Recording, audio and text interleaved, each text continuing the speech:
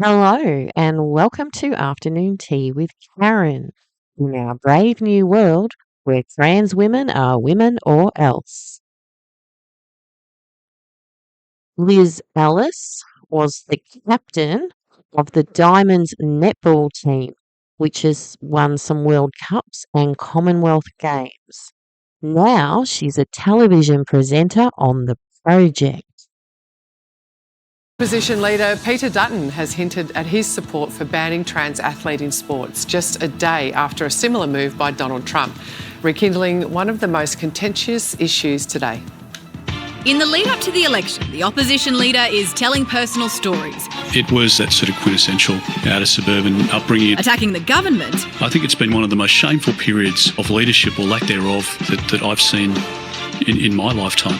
And leaning into hot button culture wars. I think it's one of those debates that we have to be honest in, and it's not about discriminating against anyone, including young girls. On Sky News, Peter Dutton offered his thoughts on trans athletes in women's sports. For young girls not to be able to achieve their Olympic dream, their pathway to a World Cup, or to be displaced from a team because somebody has a physiological advantage over them. That's not in the spirit of sport.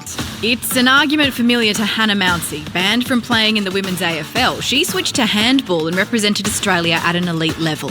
You need to ask, where is the evidence of this happening? It isn't. There's no evidence of it. There's no evidence that there is a physiological advantage. There's no studies, there's no peer-reviewed research, there's none of that going into it. So this is all assumptions. Dutton's comments came just hours after Donald Trump signed an order banning transgender women and girls from competing in female sports. With this executive order, the war on women's sports is over. The mood is very different now, and very noticeably so. If I were to go and try and play VFL football again like I did 7 or 8 years ago, or AFL football, I wouldn't do it. It's not safe. Because people know where you are, they'll come and attack you, and they'll come to kill you. President Trump's recent order wasn't his first in this area. On his first day in office, he issued a similar executive order. As of today, it will henceforth be the official policy of the United States government that there are only 2 genders, male and female. That's a claim widely disputed by both scientists and historians, but was mirrored by Dutton when asked about gender treatment for young people. We know that there are 2 sexes, and we know that for many families this is a very confronting debate. 30 or 40 years ago, everyone was terrified of AIDS and HIV, and a lot of people were incredibly homophobic towards gay men in particular. Did he just compare trans to AIDS? And you do have to be a homosexual to experience homophobia. It's not like particularly homosexual men. And they are a bit different. They don't have to change their birth certificates, and they use the toilet that their sex aligns with. Anyway. And a lot of people were incredibly homophobic towards gay men in particular, and they were scared of what they didn't know. And that's exactly what's happening now. Where we are with trans people is where we were with the gay community 40 years ago.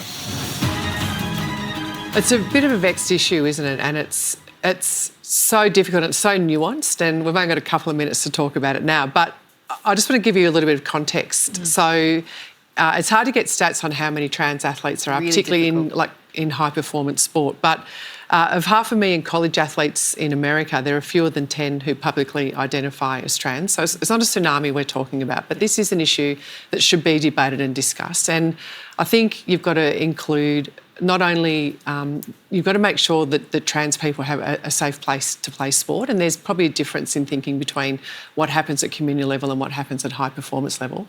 But you also need to make sure that young women and that parents feel safe as well. So there's quite a nuanced conversation that's got to happen. Yes. And I don't know that talking about bans is part of that nuance. Yeah. Well, we're also we are figuring it out. The sports, the codes themselves, they are trying to build frameworks and guidelines. And if you take it at face value on what they say, they're trying to do that with the research as it comes in and with science as it comes in as well. Another stat that I find is very, very telling. An Australian study has found that young LGBTQIA plus Aussies are 50% less likely to be part of a sporting club than non-LGBTQIA plus youth. And that for me is heartbreaking. Yeah, but part of that reason is because they're busy with their rainbow clubs and stuff like that at school. They don't have time to be playing sport, do you?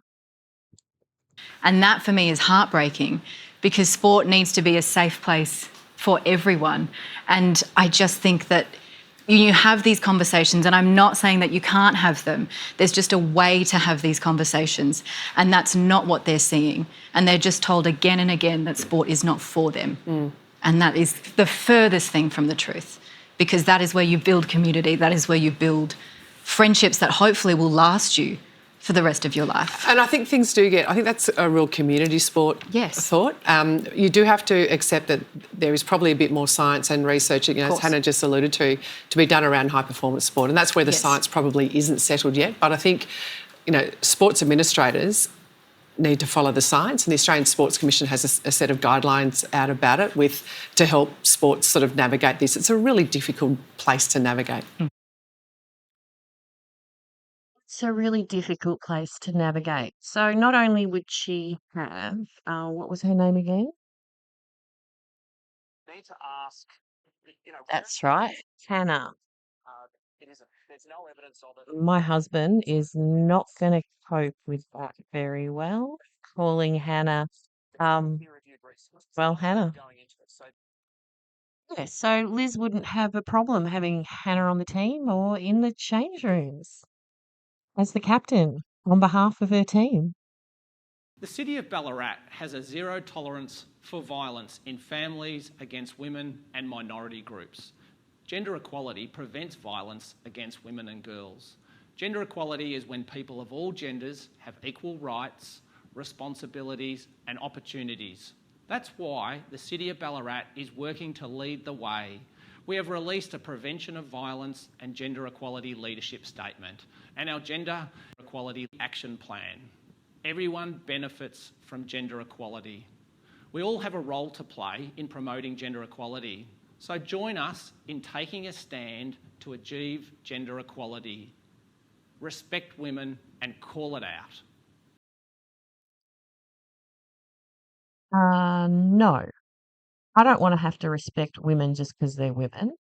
I want to respect women because I find them respectful or there's something to respect about them. But there's too many women out there that are absolutely stupid. So, sorry, no.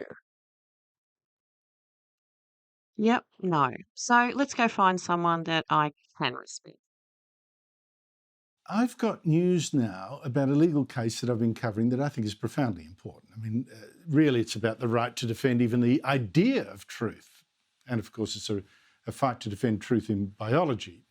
Last August, a federal court judge made what was to me an astonishing decision. He ruled that you can change your sex. You just maybe take some drugs, you have a surgeon cut things off, and a man could really become a woman instead. And he said that meant that a female-only networking app called Giggle, that was meant to be a kind of safe space for women, had broken the law by telling a transgender activist called Roxanne Tickle she couldn't join up. Now, this decision was so wrong that I thought it was critical that it be appealed all the way to the High Court if necessary, although that's so expensive, which I hope is where viewers will come in. Joining me is the head of Giggle, Sal Grover. Sal, great to see you again. The transgender woman who sued you, calling herself Roxanne Tickle, is now upping the ante. Tickle wants even more money from you. She's countersuing. What's Tickle up to and what's the latest in your case? Yeah, thank you so much for having me on, Andrew. So we have filed our appeal. So Tickle v Giggle is now officially Giggle v Tickle. And the first interesting turn of events in it is that Tickle has applied to cross appeal. So Tickle won the initial decision, the round one of this, and is now appealing the decision he won. He wants it upgraded from indirect discrimination to direct discrimination. He wants more damages and also aggravated damages. And I have to say, I mean, the last time I was this shocked was when the judge said that sex is changeable, when we all know that it isn't. But, I've been fighting this for 3 years now just to be able to acknowledge truth and reality, and it just keeps going and getting bigger. So that's where we're at.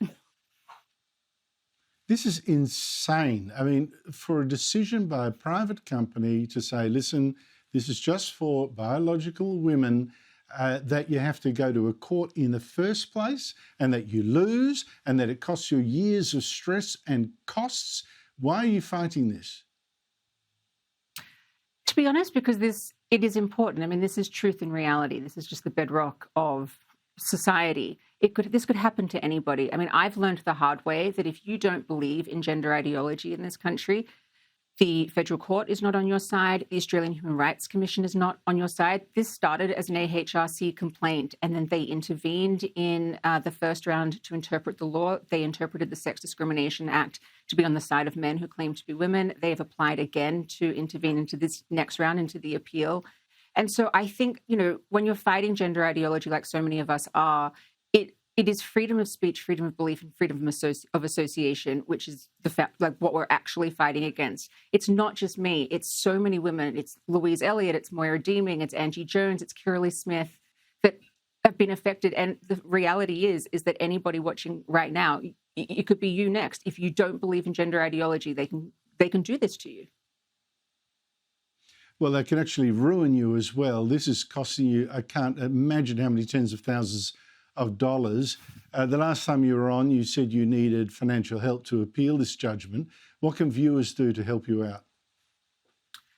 Yes, so the first round was just over $500,000. And I mean, this one is going to shape up to be around the same. And then if we have to go to the High Court after this, which is a possibility, just to say that men aren't women. So to help, it's make sure people are aware of it, and also to help with the legal funds, we do have a crowdfund. It's at gigglecrowdfund.com, and there's more information about the case. And every time there are updates, the first case management hearing will be in February, and then the appeal will probably be heard in August, and a decision by the end of this year. And that will do. See you later. Bye.